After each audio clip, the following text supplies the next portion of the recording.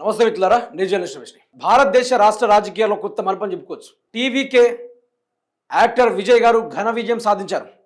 కొన్ని ఏండ్ల నుంచి కొన్ని పార్టీలు తెలంగాణలో ఇప్పటి వరకు స్టిల్ అధికారులు రావడానికి కొట్టుమిట్టాడుతుంది. మరికొన్ని పార్టీలు అయితే డైరెక్ట్గా సింహం లాంటి పార్టీలను ఎదుర్కోలేక పొత్తులు పట్టుకొని మరి గెలిచిన రోజులు కూడా మనం చూస్తూ ఉన్నాం. కొన్ని ఏళ్ల నుంచి కొన్ని సంవత్సరాల నుంచి తమిళనాడుని పరిపాలిస్తున్న డిఎంకే పార్టీకి ఘోర పరాజయం. ఎట్లా తెలుసా? టీవీకే విజయ్ గారు మొత్తం ఆయన ఎన్ని అసెంబ్లీ స్థానాలు ఉన్నాయో అన్ని అసెంబ్లీ స్థానాల కన్నా హైలైట్ ఏంటంటే వాళ్ళ డ్రైవర్ కొడుకుని ఎమ్మెల్యేగా గెలిపించడం. ఇది హైట్రిక్. అసలు ఆయన కొడుకు ఎమ్మెల్యే అవ్వడం, తర్వాత డిఎంకే అన్నగారిది కూడా ఆయన నియోజకవర్గంలో ఆయనే పట్టు తప్పిపోయింది. అంటే చూడండి ప్రజలు ఏ విధమైన మార్పు కోరుకుంటున్నారు. నిన్న తెలంగాణ రాష్ట్రం మొత్తమే కాదు, భారతదేశం మొత్తం కంప్లీట్గా ఏ సోషల్ మీడియాలో చూసుకున్నా ఓన్లీ టీవీకే పార్టీ విజయ్ గారిదే మొత్తం మూత మోగించారు. కంప్లీట్గా ఏ సోషల్ మీడియాలో చూసుకున్నా మొత్తం పూనక లోడింగ్ అయినట్టుగా కంప్లీట్గా వాళ్ళే ఆ యొక్క వ్యవహారాలు మాత్రమే బయటికి రావడం జరిగింది. మీకు దీన్ని బట్టి కొన్ని పార్టీలకు కూడా చెప్పాల్సిన అవసరం ఉంది. టీడీపీ పార్టీని స్థాపించిన ఎన్టీ రామారావు గారు 9 నెలల్లోనే ఆయన ఆంధ్రప్రదేశ్ తెలుగు రాష్ట్రాలకు సీఎం అయ్యిండు. అది భారతదేశంలో మొదటి చరిత్ర అయితే, రెండో చరిత్రని 2 సంవత్సరాల పార్టీని పెట్టి తమిళనాడుని ఒక ఊపు వదిలిపెట్టి ఈరోజు అవినీతి అక్రమాలన్నీ తగలబెట్టేసి ఆయన సీఎం కావడం జరిగింది. 108 స్థానాలు ఒకటేసారిగా డైరెక్ట్గా పోటీ చేసి సీఎం అవ్వడం అంటే ఆషామాషి ముచ్చటోడు కాదు. దాని వెనకాల ఎంత కృషి ఉండాలి, ఎంత సాక్రిఫైస్నెస్ ఉండాలి, ఈరోజు ప్రజలు ఎంత మార్పు కోరుకొని ఉండాలి. అందులోనూ కొందరు రాజకీయవేత్తలు కూడా పరరాష్ట్రం నుంచి పోటీ చేసే నాయకులు వారికి వచ్చి మద్దతు తెలపడం, ఇదంతా ఘోరంగా ఓ విజయాన్ని మాత్రం సాధించుకున్నారు. ఇప్పుడు తెలంగాణ విషయానికి వస్తే, ఇదే తెలంగాణ రాష్ట్రంలో ఓ పార్టీ ఉంది. ఏళ్ల తరబడిన తాత ముత్తాతల నుంచి, అంటే బీజేపీ అని పార్టీ ఎప్పుడు స్టార్ట్ అయిందో అప్పటి నుంచి తెలంగాణ రాష్ట్రంలో పాకులాడుతూ ఉంది అధికారం కోసం. ఎట్లా మన అధికారం పగ్గాలు పట్టుకోవాలి అని చెప్పేసి పాకులాడుతూ ఉన్నది. ఎటు అర్థం కాక చలో మీకు హిందూ తత్వమే కావాలి, హిందూయిజమే రావాలని చెప్పి ఈ బండి సంజయ్ చేసిన వ్యాఖ్యలను కూడా మనం విన్నదే. ఇన్ని రకాల ప్రయత్నాలు చేసినా కూడా డిపాజిట్లు గల్లైతే పోతున్నాయి వాళ్ళకి ఇప్పటివరకు కూడా. స్టిల్ ఇంకో నాయకుడి గురించి కూడా చెప్పుకోవాలి మీకు. ఏపీ రాజకీయాల్లో ఓ కొత్త మలుపు తిప్పిండు. చంద్రబాబు నాయుడిని, వైఎస్ జగన్మోహన్ రెడ్డి గారిని ఈ అనరాని మాట్లాడినాడు అనేసి నిజంగా జనసేన అని పార్టీ పెట్టి ఈయన ఎమ్మెల్యే అవుతాడు, బరాబర్గా 175కి 140 సీట్లు కొడతాడు ఈయన అనుకున్న టైంలో జగన్కి భయపడి చంద్రబాబు నాయుడు, ఇటు కాంగ్రెస్ పార్టీ, ఇటు జనసేన పార్టీ భయపడి ముగ్గురు ఒకటై ఆ పార్టీని ఓడించి ఈరోజు మేము అనుకుంటున్నారు. అందులోనూ తమిళనాడు రాజకీయాలు ఆంధ్రాలో బాగా చొరవ తీసుకుంది. ఎట్లా తెలుసా మిత్రులారా? సనాతన ధర్మం అని చెప్పి కొద్దిసేపు, నేను విప్లవ చెగువేరాను కొద్దిసేపు, నేను క్యూబా దేశంలో ఉన్నాను కొద్దిసేపు మాట్లాడిన పవన్ కళ్యాణ్ గారిని ఏమో ట్రోల్ చేస్తూ ఉన్నారు సోషల్ మీడియాలో. ఈరోజు విజయ్ గారిది ఏ విధంగా హైప్ అవుతా ఉన్నాయి వీడియోలు, అదే విధంగా ఆ తీరుగానే దుమ్ములేపుతా ఉన్నారు పవన్ కళ్యాణ్ గారి యొక్క పార్టీని, ఆయన యొక్క నాయకత్వాన్ని. సింగిల్గా రావాలి, సింహంగా రావాలి, వచ్చి రాజ్యాన్ని ఏలాలి. అడవుల్లో ఎంతో జంతువులు ఉంటాయి కానీ లయనే, కింగే అని విజయ్ గారు ఏదైతే అన్నారో ఆ వ్యవహారం లెక్కన ఆయన వ్యవహరించిండు, కొట్టిండు, కుంభస్థలం బద్దలు కొట్టిండు. అయితే ఆ వార్తను చూసుకుందాం మిత్రులారా.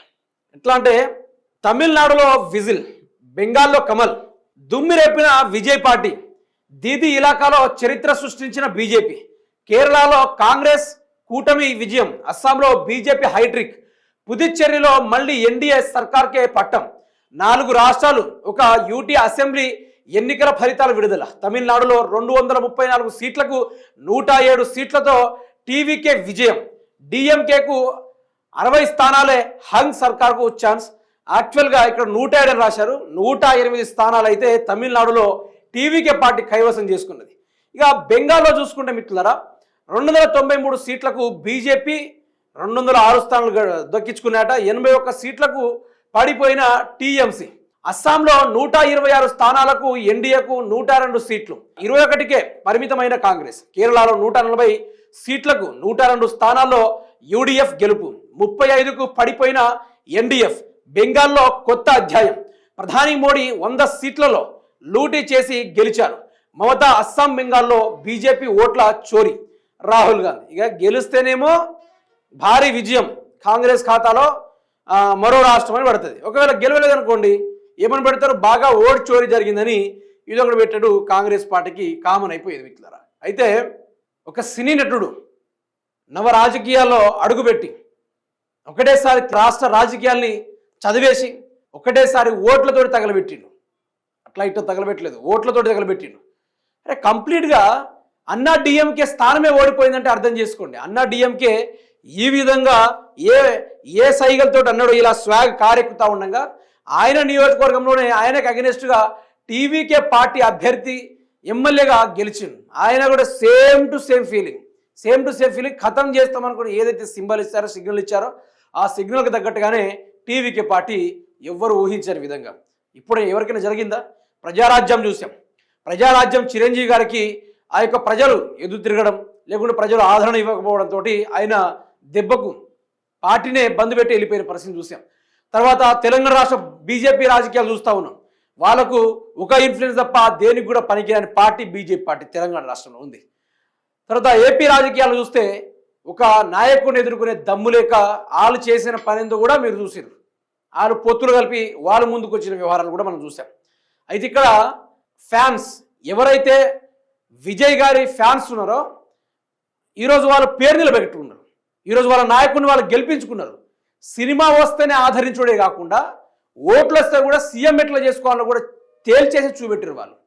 అభిమానం ఓన్లీ సినిమా వైపే కాదు, అభిమానం ఎమ్మెల్యేగా నిలబడితే ఎమ్మెల్యేగా గెలిపిస్తాం, సీఎంగా నిలబడితే సీఎంగా గెలిపిస్తాం, పార్టీని పెడితే పార్టీని లేవదీసి గెలిపిస్తాం అన్నట్టుగా వాళ్ళు అక్కడ నిర్ధారణ చేసి పెట్టేశారు. తర్వాత మీరు చూడొచ్చు, కొన్ని గమనించవచ్చు. ఈ భారతదేశంలో 3 స్వతంత్ర పార్టీలు పెట్టిర్రు. ఏ పార్టీతోటి ఇప్పుడు దాకా వాళ్ళు విలీనం కాలేదు.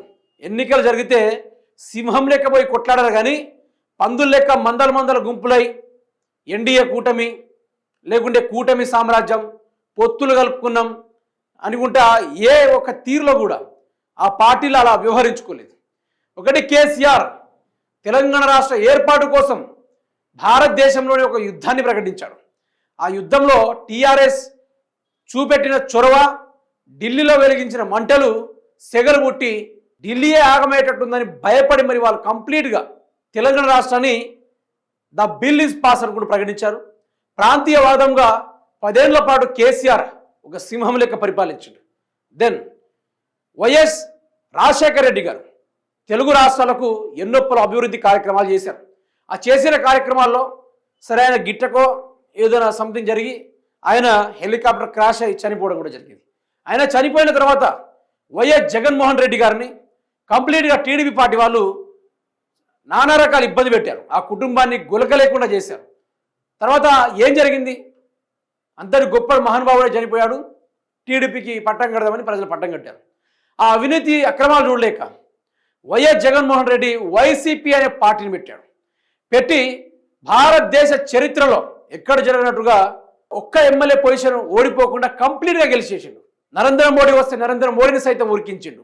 మీ ప్రయోజనాలతో మాకు సంబంధం లేదు, మా ప్రయోజనాలే మాకు కావాలి, మా అభివృద్ధి మాకు కావాలి, మేరకు మించి మా ఆంధ్రప్రదేశ్కి రాకండి చెప్పి జగన్మోహన్ రెడ్డి గారు కేంద్రానికి వార్నింగ్ ఇచ్చాడు. ఇప్పటిదాకా ఆయన సింహం లెక్కనే ఉన్నాడు. ఆయనను ముట్టుకోవాలంటే ఈరోజు ప్రభుత్వం నడుపుతున్న చంద్రబాబు నాయుడు గారే కావచ్చు, అక్కడ ఐటీ శాఖ మంత్రిగా ఉన్న లోకేషే కావచ్చు, ఈరోజు డిప్యూటీ సీఎంగా వ్యవహరిస్తున్న పవన్ కళ్యాణ్ గారు కావచ్చు, ఈరోజు ఆయన ముట్టుకోవాలంటే భయపడతా ఉన్నారు. అది సింహం లక్షణం అంటే ఇది. తరువాత తమిళనాడులో కొత్త రాజకీయాలకు ఒక నాంది పలికి రాష్ట్ర రాజకీయాల్లో దేశ చరిత్రలోనే నిలిచిపోయిండు. ఎన్టీ రామారావు గారి తర్వాత నిలిచింది విజయ్ గారు మాత్రమే. సో జెన్యున్ క్యాండిడేట్, ఎటువంటి అహంకారం, ఎటువంటి ప్రజల మీద కుల మతాల మీద పిచ్చున్న మనిషి అయితే కాదు, ప్రజలకు మంచి చేయాలనే ఆలోచన ఉన్నాడు. ఒక్కటే అర్థం చేసుకోలేక ఆయన డ్రైవర్ కొడుకుకి ఎమ్మెల్యే పదవి ఇచ్చిందంటే అదొక్కటి ఆలోచించండి. ఎమ్మెల్యే గెలిపించిందంటే అది ఒక్కటి సరిపోతుంది. హైట్రిక్ మెజారిటీ కొట్టిండు, కంప్లీట్గా హైట్రిక్ మెజారిటీ. ఒక లెక్కని చెప్పాలంటే తమిళనాడుని తగలబెట్టే రిజల్ట్, అది మామూలు రిజల్ట్ కాదు. మరి కొందరినైతే ఎమ్మెల్యేగా చేర్చుకొని గవర్నమెంట్ ఫామ్ చేయాల్సిన అవసరం కూడా ఆ టీవీకే పార్టీకి కూడా ఉంది. గెలిచే అవకాశం కూడా ఉంది. సీఎంగా కూడా ప్రమాణ స్వీకారం చేస్తారు. ఇది ఎందుకంటే మనం చాలా వరకు ఆ మనిషిని సినిమాల్లోనే చూసాం. కానీ ఇప్పుడు రాష్ట్ర రాజకీయాలు ఒకటేసారిగా ఇంత మలుపు అంటే ప్రజలు కూడా ఎవరు ఊహించలేకపోతున్నారు. నిన్న ఎక్కడ చూసుకున్నా కూడా మొత్తం ఆయన గురించి వాట్సాప్ స్టేటస్ చూసుకున్నా, వాట్సాప్ గ్రూపుల్లో చూసుకున్నా, లేకుంటే ట్విట్టర్లో చూసుకున్నా, ఇన్స్టాగ్రామ్లో చూసుకున్నా, ఫేస్బుక్లో చూసుకున్నా, చాలా వరకు యూట్యూబ్లో చూసుకున్నా కూడా కంప్లీట్ మోత మోగిపోయింది. తమిళనాడు భారతదేశంలోనే మోత మోగిపోయింది. బ్రహ్మాండమైన రిజల్ట్ అని చెప్పుకోవాలి దానికి తగ్గట్టుగా. దీన్ని బట్టి మీకు ఇంకో పేపర్ కూడా చూపించుకునే ప్రయత్నం చేస్తాం మీకు ద్వారా. ఎందుకంటే మీరు చూడొచ్చు, ఇక కొన్ని పార్టీలు గెలవడానికి నానా ప్రయత్నాలు చేస్తూ ఉన్నాయి. టీవీకే పార్టీ అక్కడ గెలిచింది. ఓ మనిషి మాట్లాడతారు, ఇగో దీనికి సంబంధించింది ఇక చూడండి.